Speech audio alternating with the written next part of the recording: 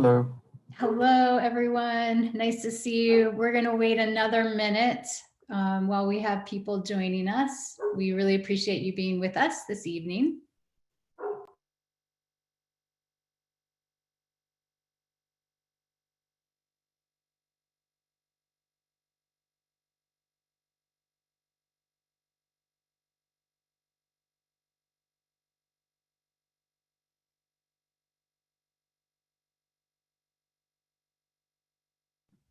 Great.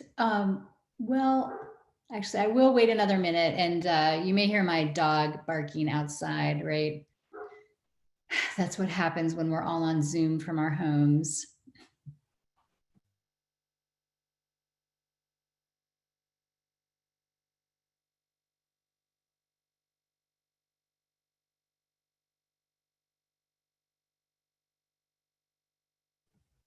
Okay, well, I'm going to go ahead and start. I'm Suri Deitch, and I'm Dean of the School of Professional Advancement.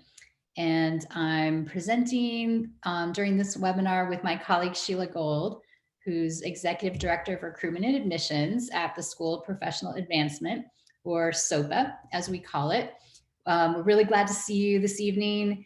And if you're able to put your video on, that's great. If you can't, we understand. But I'd love to know like where people are calling in from, and if you know what program you're interested in, if you could go ahead and put that in the chat box at the bottom of the screen. So just, yeah, let us know your name and your city or town and the program that you're interested in, the program that you're considering. All right. Thanks, Rebecca, for getting us going. Chicago, cool. Great. Well, while everyone is putting this information in, I'll go ahead and get started. So this is a general webinar about our graduate programs, certificates, and degrees at SOPA.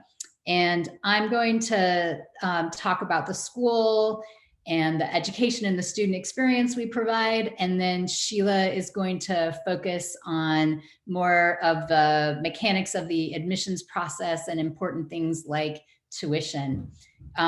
So before I get going with the slides, I want to talk a little bit about this strange moment that we're in, and Tulane, and what it means to be considering graduate study in whatever field you're interested in, and then also our school and our values and our culture, because I think that's important, and hopefully one of the things that you're considering as you look at graduate school. So, you know, it's a really strange time with the pandemic and the lingering elections, plural, you know, Black Lives Matter and all the things coming out of that, and an economic recession. And many higher education institutions are really struggling right now. And I think as we come out of the pandemic and as we have the next few years of recovery from being in a recession, that you know, some higher ed institutions are going to struggle to come back, and others are going to come back stronger. And we know that it's pretty clear already that Tulane's going to be one of that smaller group that comes back stronger. And as you're thinking about graduate school, you know, it's a good bet on Tulane. And right now is a really good time to be thinking about graduate study and furthering your education. And so during this webinar, we want to help you make the decision to apply to SOPA, and we want to start to build a relationship with you. A few things about the school and who we are and what we do in our culture. So first of all, we're small. We have about 1,200 students between our undergraduate and graduate programs. We have small classes, both online and on ground. So really high degree of interaction with instructors and with peers, and also a high degree of responsiveness from everyone in the school. And one of the ways we demonstrate that is that I'm the dean of the school, and I am in this recruitment webinar and telling you about the school. We're highly diverse in every way, including in age. So in graduate study, we have students in master's programs who are right out of undergraduate, or in some of our 4+1 programs where they're combining graduate and undergraduate studies. So they're in their senior year. And then we have graduate students who are in their 70s and everything in between. We are diverse racially and ethnically. About half of our graduate students are people of color, which is a very high proportion, especially for an elite private university like Tulane. We're diverse in background. We have people from all different kinds of professional backgrounds. We have veterans and active duty military, people working in the public sector and the private sector, and people not working at all, whether they're raising kids or they're just focused entirely on their studies. We have university athletes. I'm teaching this fall. I have a football player and a volleyball player in my class. And we're really excited this evening that we have some webinar attendees who are graduating seniors at Tulane. So a special shout out to you. We're really glad to have you here and considering us. And then another way in which we're diverse is in our perspectives, including political, which I think is actually especially important at the moment. And it all comes together in this really amazing and special academic community that is all about teaching and learning, and about the relevance of what you learn for your life outside of class, and in particular for your careers.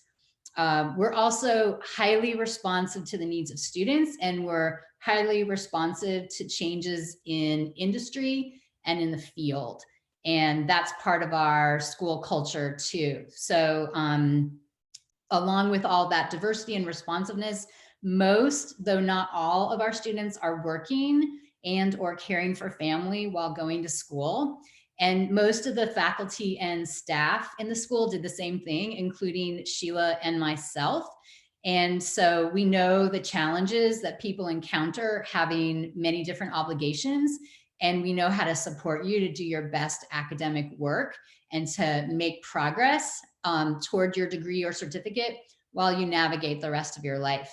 And because of this flexible, responsive culture that we have, we were actually really ready for the transitions and adaptations that we had to make as part of the pandemic.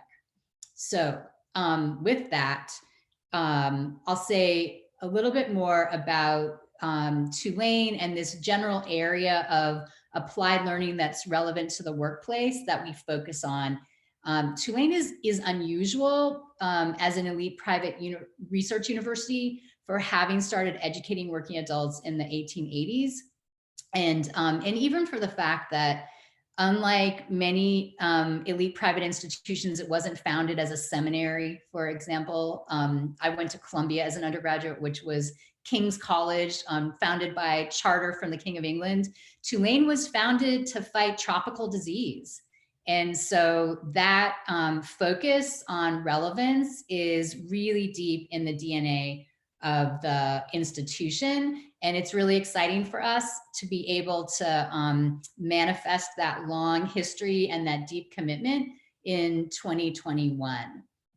All right, the next slide, we're gonna talk about these different areas as part of this webinar. And please at any point, feel free to put questions in the chat box at the bottom of the screen. We'll also make sure to take a couple minutes at the end to see if folks have questions. And then we're gonna obviously leave you with contact information and follow up with you for questions that you might have later. So I'm gonna talk about online education, which is relevant even if you wanna take classes on a campus. I'm going to talk a little bit about our programs and faculty, although not in depth. We have program-specific webinars for each of our graduate programs. And then obviously we're available to talk to you about those programs, and the faculty and advisors are as well. I'm going to talk about student support, which I think is one of the big attractions of what we do. Affordability and flexibility, which are important values for us. And then the fact that it's all at Tulane University and the value of Tulane. So just to start with online a little bit, you know, everyone who's in higher education at this point has some exposure to learning online, but learning online is not the same as learning in a classroom, and teaching online is not the same as teaching in a classroom. And even before the pandemic, there was a pretty wide range of quality, I would say, in how schools, the quality, the intimacy, and the effectiveness of teaching online. And we feel really good about the model that we have. Actually, Anne, can you go back a slide? Or did I get mixed up in the order? Yeah, there we go. Thank you.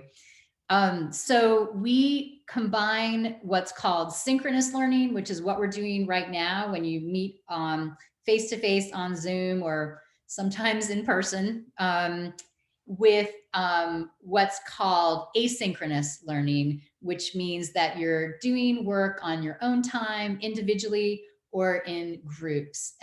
Typically, our graduate classes are meeting once a month with everyone together. Sometimes they're meeting more frequently. We know that students are often, like I said, balancing these obligations with others. And so we find that this is a pretty good approach for most of our students. Even when you're not having a synchronous meeting, there's a huge amount of interaction with faculty and among students in discussion boards, in group assignments, in peer reviews. And Tulane uses Canvas as its platform, which we think is a really good, really good platform. For those of you who know Blackboard or whatever the case might be, Canvas is an exceptionally strong and very up-to-date platform for learning. In the next slide, or the slide before, I guess the order got mixed up, we give a little bit of what we think is evidence of our depth of online and our expertise. So numbers of students in the last year, numbers of hours, the numbers of online programs that we offer, even in the on-ground programs, such as if you're interested in our Master of Liberal Arts or in our teacher preparation and certification program. Doing online work is an important supplement to the classroom.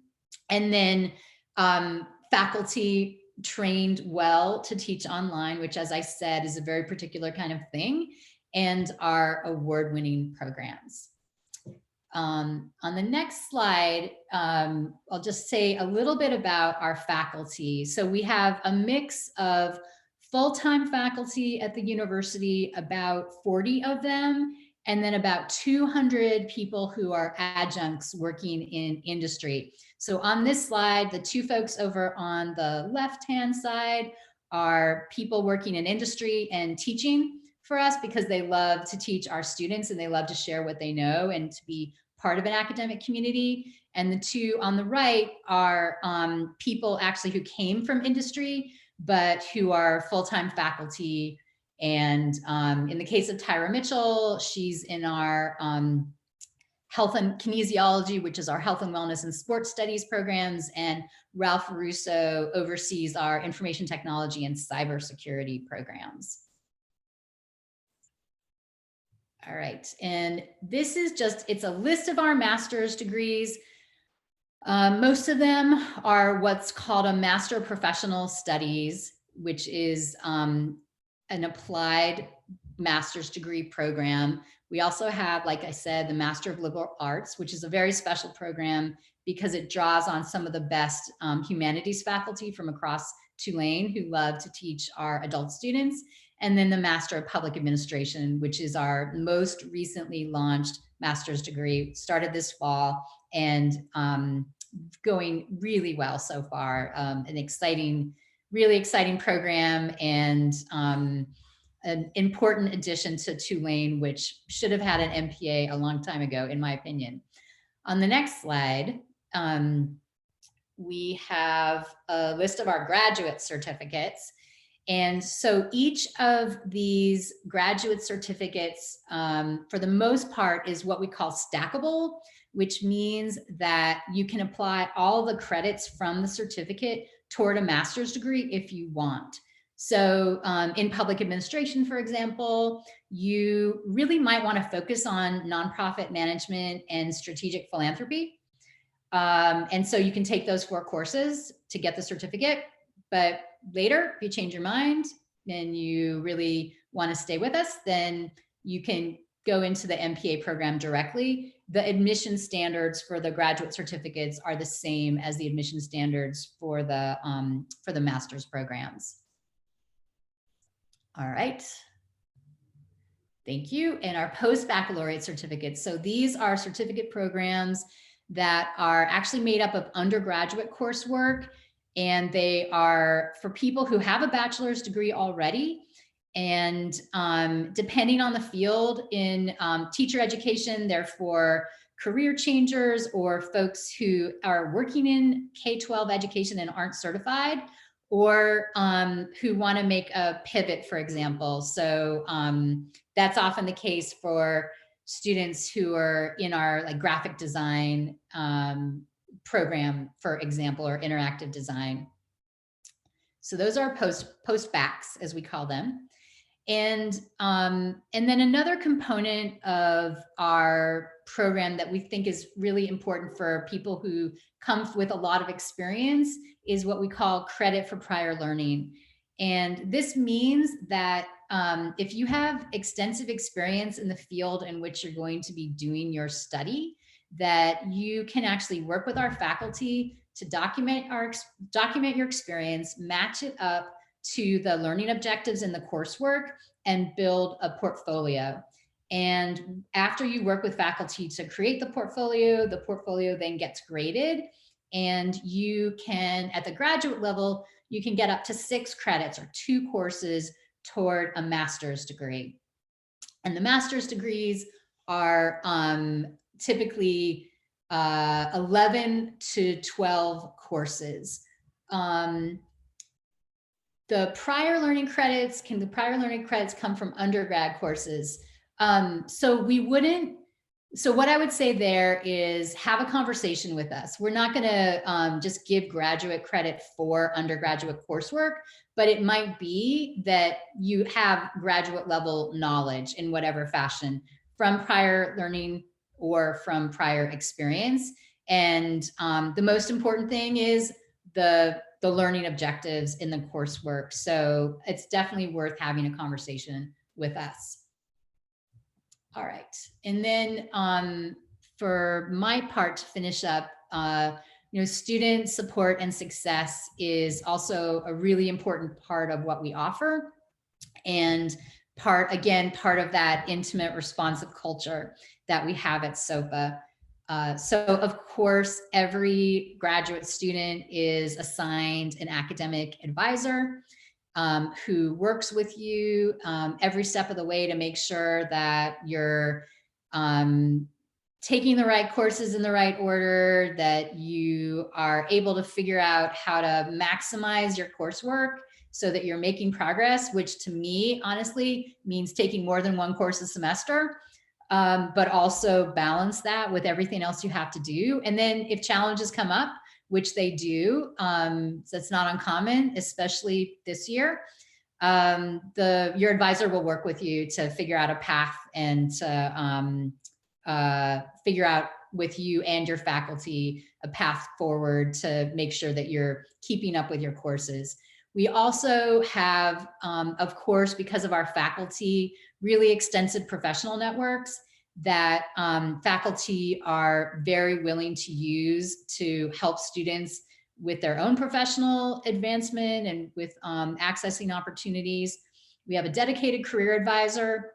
So you can get individual advice and finessing of your resume, or your elevator speech. I don't know if people use that phrase anymore, but you also have access to workshops and career panels. So we did a panel with some senior executives from Entergy Corporation several weeks ago as one example. And then of course, all the value that you get from being a member of the Tulane community and the long-term value of that.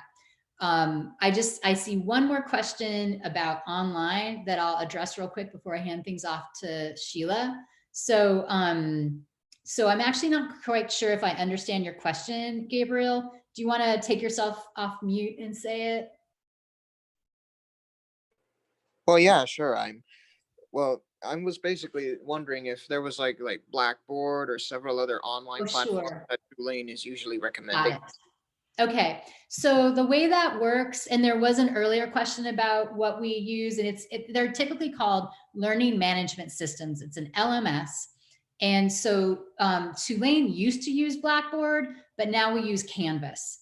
And it's actually the institution that decides what platform to use. And then everyone in the university is on that platform. So Tulane's platform is Canvas.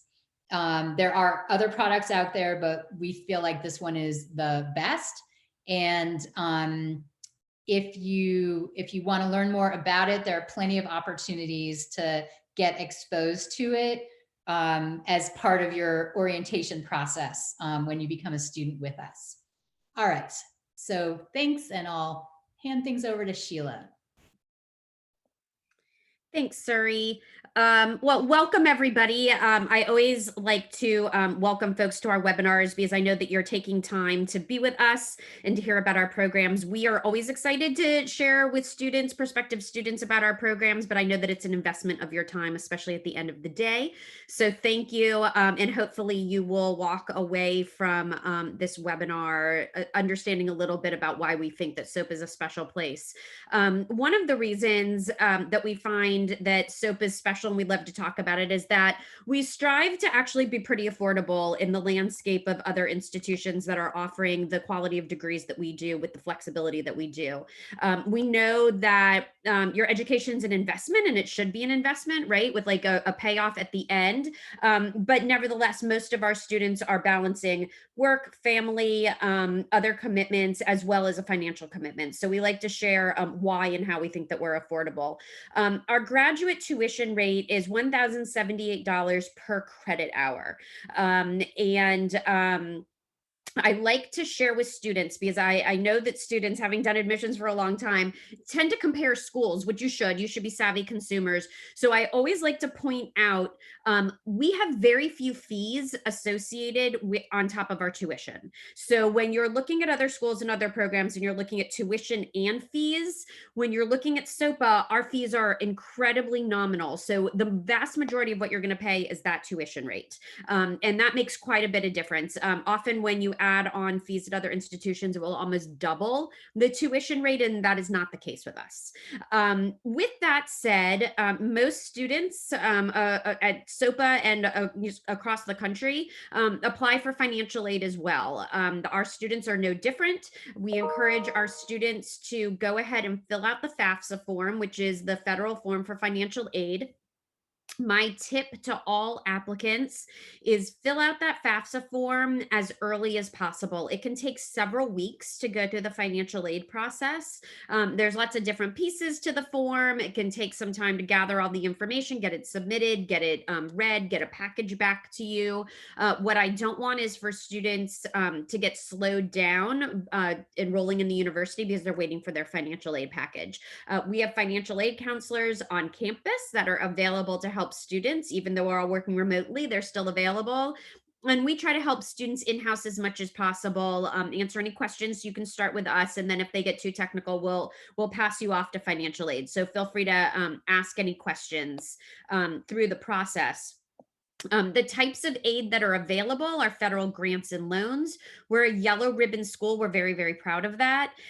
We also offer 20% discounts for active duty military and veterans as part of our commitment to the military. And then we also offer discounts for active and retired public safety personnel within New Orleans. Another savings, and Suri alluded to this 2 screens, I think slides before this, is our credit for prior learning portfolio.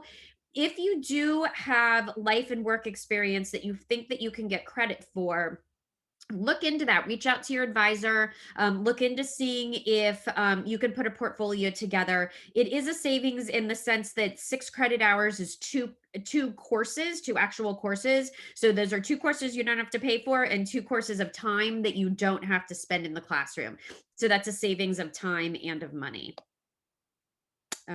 Next slide. So as another way that we like to work with our students and try and make a SOPA degree as affordable as possible is we offer an early enrollment scholarship. For graduate students, that scholarship is $500. So if you apply to our programs, and we do have 3 starts, we have a spring start, a summer start, and the traditional fall start. But if you apply for and then enroll by the dates below, you will get $500 off simply by enrolling by these dates towards your first semester of tuition, which I think could be, certainly helpful to most students. For those of you who are looking to start in the spring, which is in January of 2021, if you apply and enroll in your classes by December 1st, you'll get $500. You still have time to do that. You'd have to time's closing, but you still have time to get your application in and enroll for classes. For those of you who are looking for the summer start, May 1st, register by that deadline. And for those of you who are really planning ahead for the fall, get your application in, get admitted. And if you register for classes by June 1, you'll be able to receive the scholarship. So we certainly hope that you all will take advantage of that. It's an easy way to save a little money on your first semester. Our application process, we try to make as simple as possible. We try to be transparent. I'll walk you through it a little bit right now, but I do like to share with students that part of what we are committed to at SOPA is creating relationships with our students. I think that's part of the advantage that you all get, is that you're going to have relationships with lots of faculty and staff members by the time you graduate. And we consider that relationship building starting right now. During this webinar, asking questions, having access to the dean, myself, and also just getting to know you. So if you have any questions after this webinar, please reach out. We like to know our students. We like to get to know what you're interested in and how we can be helpful. The application is an online application. You can apply at sopa.tulane.edu/apply. That's our website. There's a big button at the top of the page that says apply, and that opens up your application portal. We do have a $50 application fee, but as our thank you for joining us today, we will waive that fee. That gets done automatically. We'll capture your registration from tonight and automatically apply that to your application. We are going to ask you to upload a current government ID. So whether or not that's a picture of your driver's license or a passport, either is fine. You can just simply take a picture on your phone and upload that to the application. And then we'll need transcripts from any institution from where you did your undergraduate work, and if you've done any graduate work as well. You can send those to us electronically. That's the fastest and easiest way to do it. Some schools are, only send transcripts by U.S. Postal Service, and that is a little bit slower during these unusual times. But either way, with a preference towards electronic transmission. So if you have any questions about that, feel free to ask. We do have our application deadlines. For those of you who are just exploring right now, if you're interested in spring, you have until January 1st to get your application in, so you still do have plenty of time. For those of you who are looking for the summer term, May 15th is the application deadline. And then for the fall term, August 1st. But I once again will remind you of the early enrollment scholarship. If you do know that you're going to go ahead and apply, I encourage you to go ahead and do it and just take advantage of that extra incentive. Great. And in the chat, Sheila, there were a couple of questions. So one was from Norlando about whether or not there's a priority application deadline. And so there actually isn't. We have rolling admissions in all of our programs. And so we're always processing people's applications. It's not like we get them all in at once and then release decisions all at once.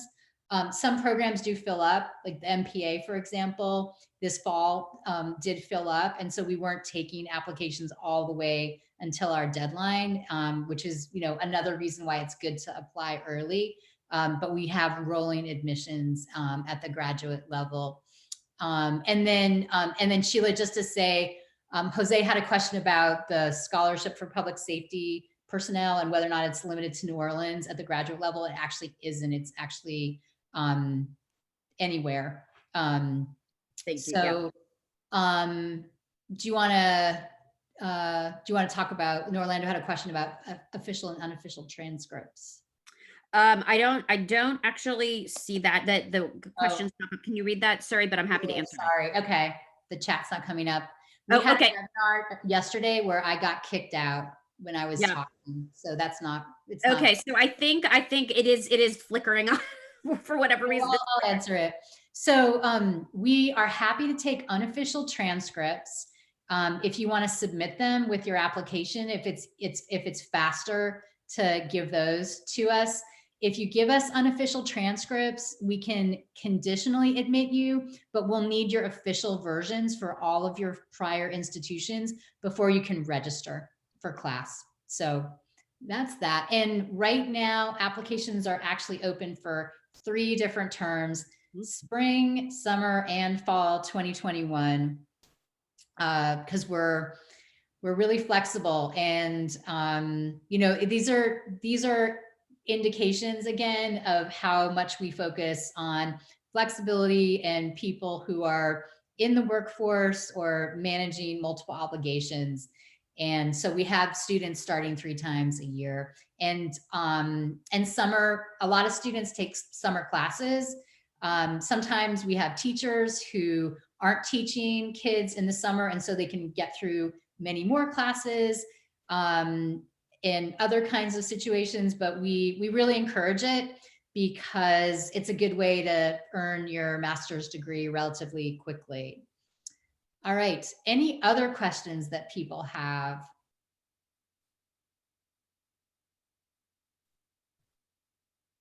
Well, it's really nice to see all of you. You can see Sheila's contact information on the screen in front of you. You're also going to get a follow-up email from her tomorrow that has her contact information again and a link to this webinar in case you want to listen to it again. Yeah, what's your question, Orlando? I'm sorry, I had a few questions. I was just typing them out and I didn't want you to close before we ended. Talk, right, go ahead. My first question was if there's any GRE or GPA averages for the school SOPA so that I can kind of know where I stack up compared to other students, maybe from the past class. Okay, so we don't require the GRE. We don't think GRE scores are a meaningful indication of your ability to do graduate level coursework for us. And so we never require GRE for any of our programs. We actually feel really strongly about it. And many institutions and programs are following our example at this point, partly because of the pandemic and partly because people are realizing more and more in the field of higher ed that it's not necessarily a meaningful indicator. In general, we require a 3.0 GPA for admission to our graduate programs, but there are many exceptions depending on the program, depending on your experience. And to be honest, sometimes we have students, I have a student in the MPA who had a pretty low undergraduate GPA and had done a lot of really great work in the field. And he said, I wasn't a great student. undergraduate, and I'm much more serious now. And I'm totally ready for this. And he's an amazing graduate student. So we have a standard, but we have a lot of flexibility around it. It also, honestly, it goes along with our commitment to diversity and to having a really diverse group of students in each of our programs. All right, so yes, we will follow up about the portfolio. We'll follow up about our teacher preparation program. We're actually really excited because we're in the midst of expanding that program right now. It's a big focus of our schools. Any other questions that folks? Well, I see Rebecca has her hand up. Go ahead.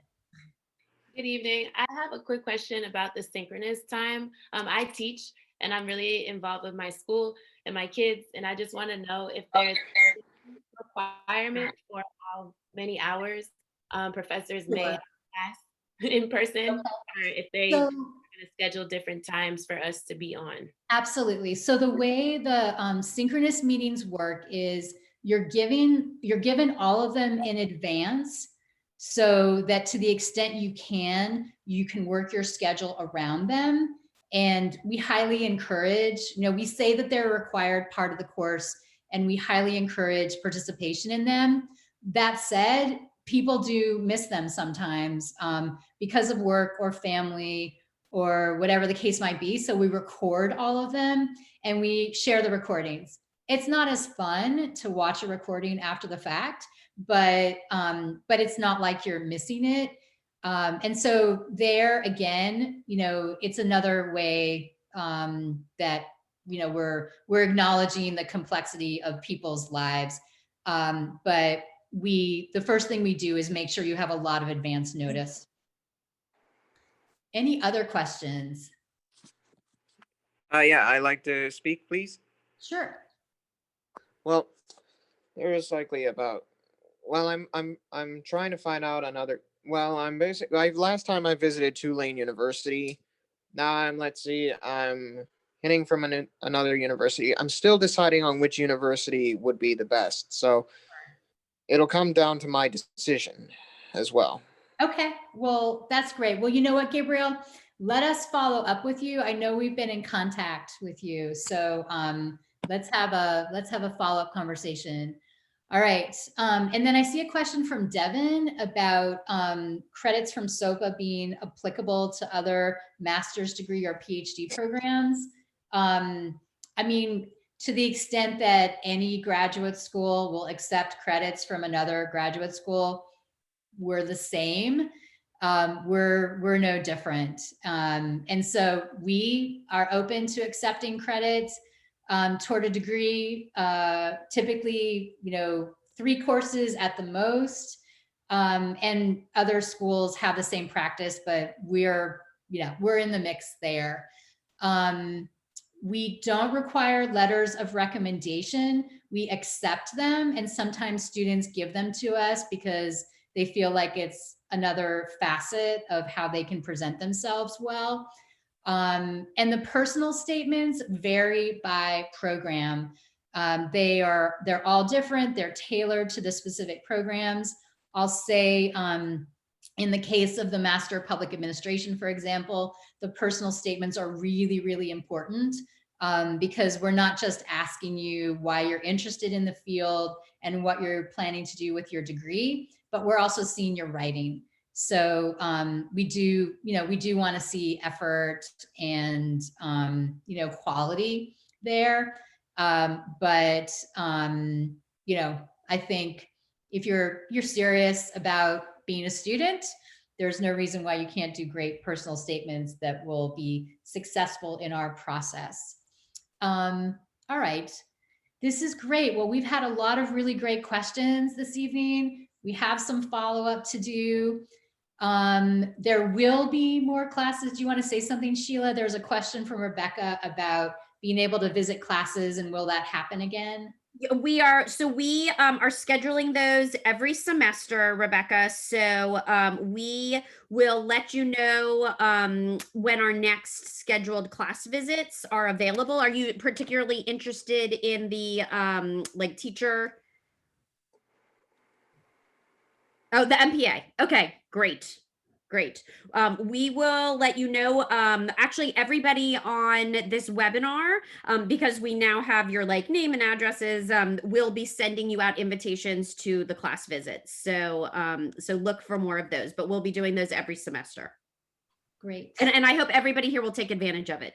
It's a great way to get a taste of whatever program it is that you're interested in. Right. And especially, I think if you're not so familiar with online learning, it's a really great way to get a sense of how an online class works.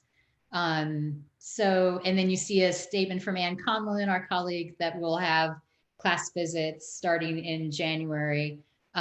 Spring classes at Tulane start January 19th. So like they said, we're in the process of scheduling those. So again, we will follow up with you, but we're really excited to get to meet you this evening and look forward to being in touch. Thanks again for taking time out of your busy schedules. And we hope you have a great rest of your evening. Thanks. Thank you.